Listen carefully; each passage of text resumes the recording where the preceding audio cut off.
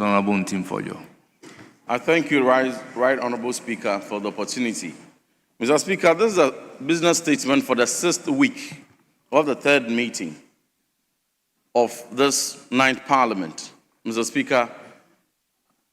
And it's been 6 weeks since the Human Sexual Rights and Family Values Bill, Private Members Bill, was featured on the order paper.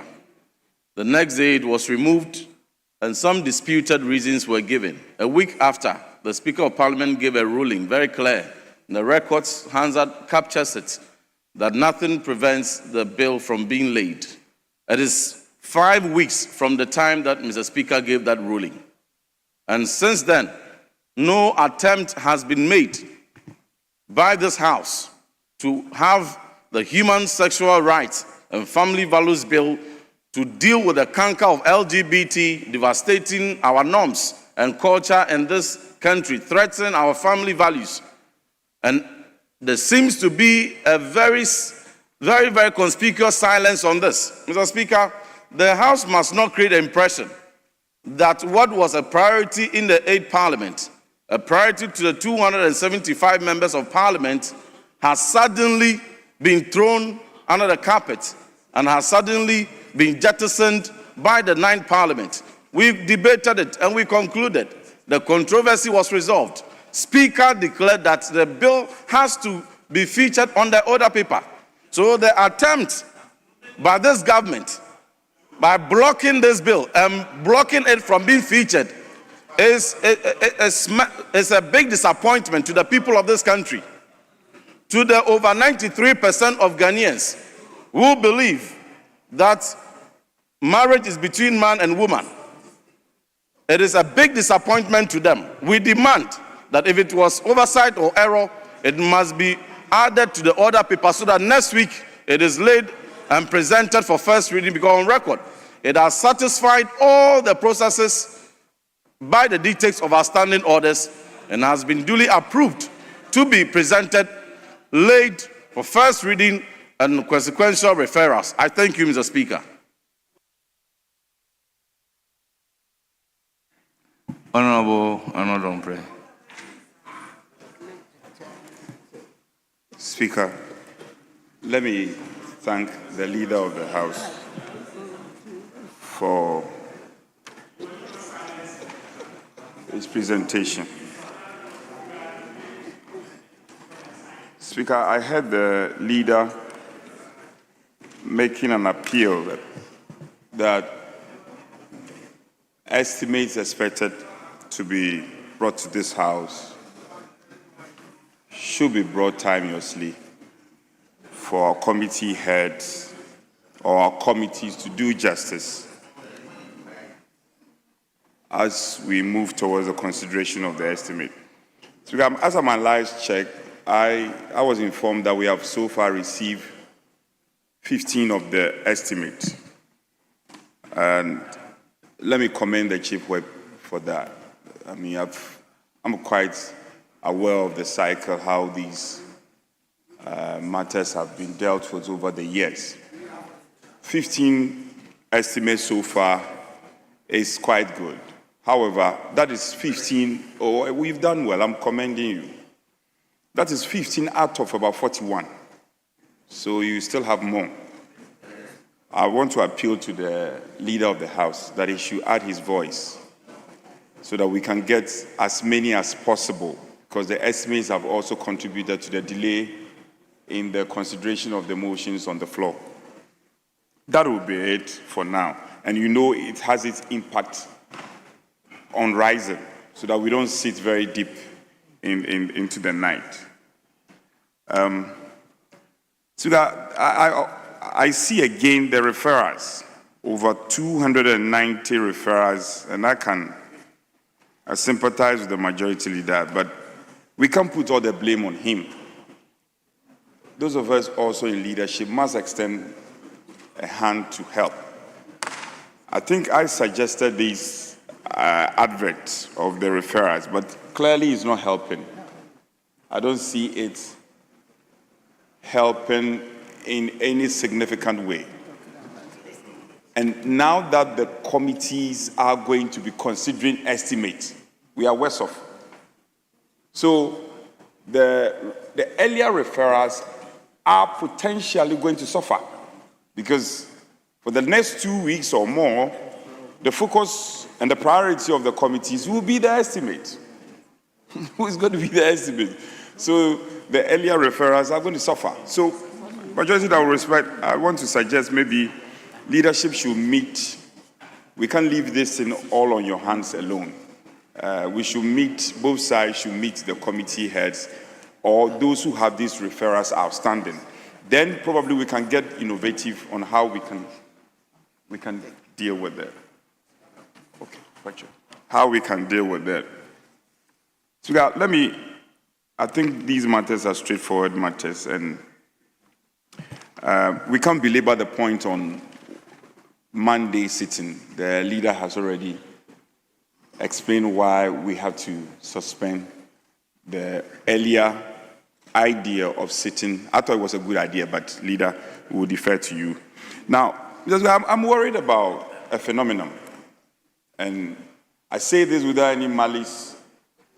Earlier on, I think about a month ago, I had raised this matter on the House floor, that following the devastation to our environment, now we are reading all sorts of reports, water bodies, even food from the farm being poisoned with heavy metals and all that. I humbly suggested earlier that if it pleases this House, majority leader, if it pleases the business committee, can't we, so that we can do something beyond the ordinary, can't we program the Minister for Lands or the Land Ministry, now that these matters are going up and it's taking a serious direction, can't the ministry brief us every week? Let's know what is happening. And I say this without malice. I say it out of a pure sense of patriotism, that as Ghanaians, as a representatives of the people, so that I see my deputy is well dressed today, exceptionally dressed today. He's coming to debate. I hope he will give us solutions to Galamsey anyway. Anyway, that is judged by the by. So, I want to appeal. I beg this House. Let's resolve for once. This is not a partisan matter. The waters are getting bad. Even food on our table is getting poisoned by heavy metals. So I'm simply saying, Speaker, with your indulgence, and with the blessings of the other side of the House, Honorable Mills, I know you support me on this. Let's program the lands minister. I'm not saying specifically the minister himself. Deputy, he's capable. He can come and brief us. Every week, they should come and tell us, where are we? How is the fight going? Are there things that we should do as a House to support them? This is very important. This is very important. And I pray that you don't take it out of context. Galamsey is at risk. Our lives are at risk. Even food from our farms are at risk. So having said that, let me conclude on the referrals again. 290 referrals is not ordinary. And there must be a reason why these matters are still outstanding. So, leader, as I said, we must also contribute to resolving this challenge. And we on this side will be glad to heed to a call from you for us to meet together as leadership and find a way of resolving this matter. So, guys, thank you. Yes, Honorable Patrick Obama. Thank you very much. Mr. Speaker, I would like to draw the Chairman of the Business Committee's attention to Standing Order 2211. It's with regards to the Subsidiary Legislation Committee and the referrals there under paragraph 16 of the attachment. Leader, our committee is supposed to present our reports after the referrals have been made to us per the rules at least 5 sitting days before the expiration of the 21 sitting days in accordance with Article 11.7. So we are not in any way in breach of the rules of the House. I just wanted to bring it to your attention. Thank you.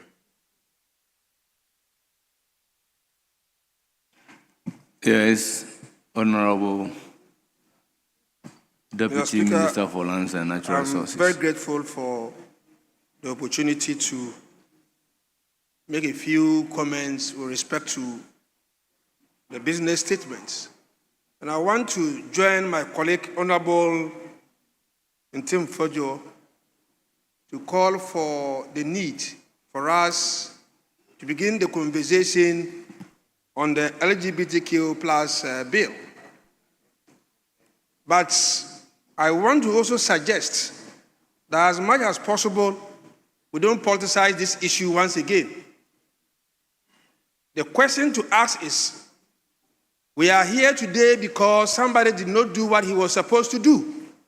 And I thought my brother would have pointed it out. The president, the former president, was the one to sign this bill into an act. It was complete, it was ready. Honorable, hold it. Yes, Honorable Tim Fojo, why are you up? Mr. Speaker, my good friend and brother, Why are you interrupting? I'm interrupting. What's the basis of your interruption? I'm on standing orders. 1, 2, 3. 1, 2, 3, 2. What did order 1, 2, 3, 2 says? Mr. Speaker, the comment my honorable colleague has just raised is not accurate. If he has a concern which is genuine, he has to go straight to the point and join the call. But bringing in extraneous matters which are not accurate, blaming Honorable Member, I president. think you are completely out of order. Kindly resume your seat. Honorable Sule, you have the floor. Mr. Speaker, I'm grateful. Mr. Speaker, so I'm adding my voice to what he said, but I'm also cautioning that there's a need for us not to politicize this issue. And I'm just pointing out that this bill by now should have been an act if some other people had acted. And so for me, let us move away from trying to politicize this issue. The President, His Excellency John Dramani Mahama, a few days ago, made his position very clear on this matter, that as soon as the bill is ready, he was not going to use any means to frustrate the process of signing it. And that we were going to sign it. And so let us work together to ensure that this bill is put together very well. And we will now have a president who is ready to sign it. So the president will sign it. My second issue also has to do with the call on the Ministry of Lands and Natural Resources to come here frequently to brief this House. My minister has just asked me to tell the House that we are more than ready. We are more than ready to come and respond to your issues. I know my minister has also had some conversation with the leadership. And so I'll pause here. My able leader will complete the records. Thank you. Yes, any further comment? Yes, Honorable Comfordoyo.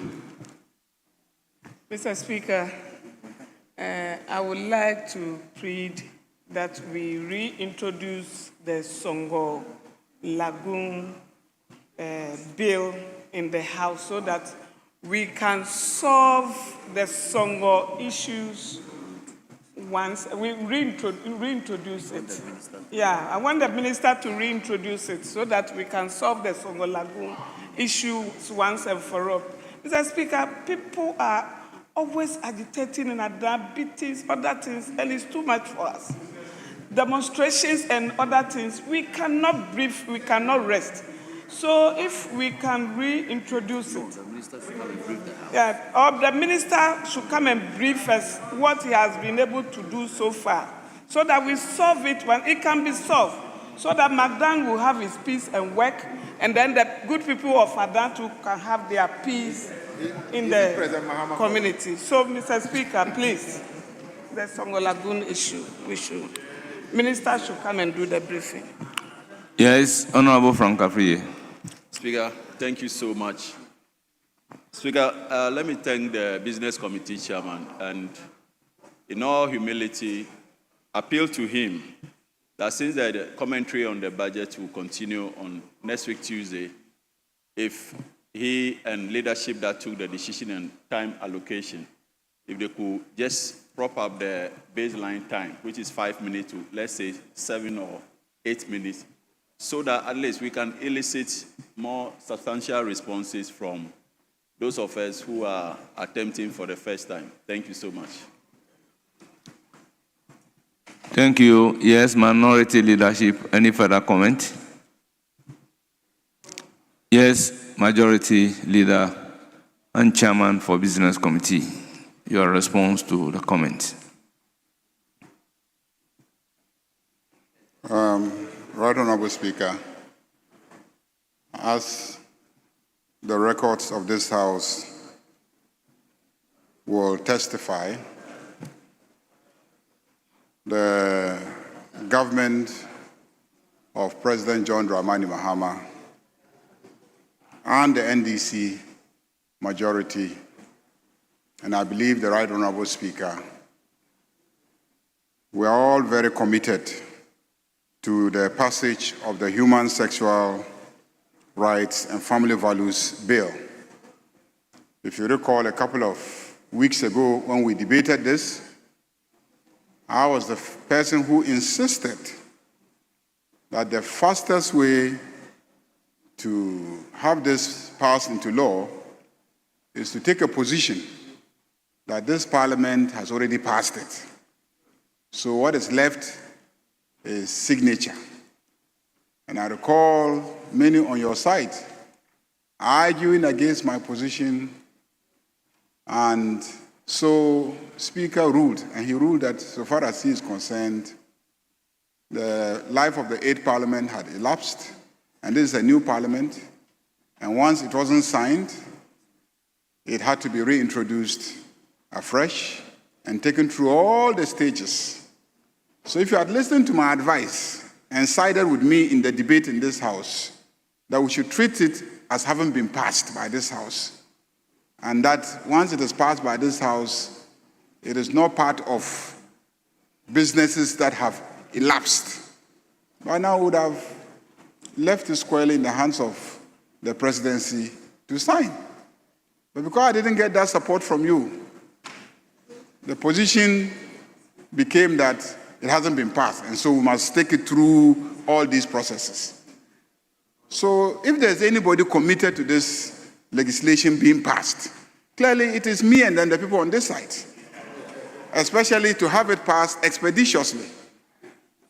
Now, you decide that it should be freshly considered by this House, and I think that at this point, the Speaker indicated that it is going through the mail and will come back to this House. And so it is not an attempt by government. It's not an attempt by government. And President John Dramani Mahama has indicated time and again that any moment that the bill is brought before him, he will expeditiously sign it. So my honorable colleague, Honorable Ntim Fojo, even though in the 8th Parliament, I really didn't see you actively involved in having this bill passed. I know you were a sponsor of the bill, but as we considered it, I didn't really see much of your involvement. I didn't really see. If you recall, it was my committee that it was referred to. It was my committee. And then I didn't see much of your own personal involvement. And so I am surprised that all of a sudden you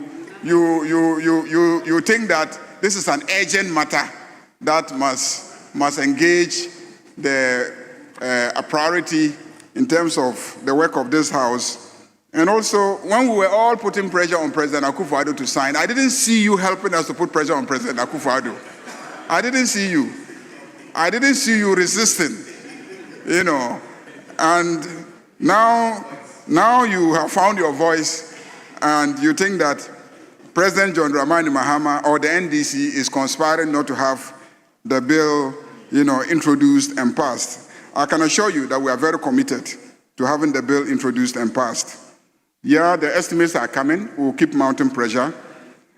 I know that the 21 sitting days have not elapsed, but you also know that once the 21 sitting days have elapsed, even if you bring a report recommending to this House that we should not allow it to come into force, we don't have any capacity to change it. So I believe that it is better that the Subsidiary Legislation Committee presents the report before the expiry of the 21 sitting days. Because if it expires, we cannot change it. It becomes law. So I agree with you that you still have some days, but the practice should be that you bring it before the 21 days expire.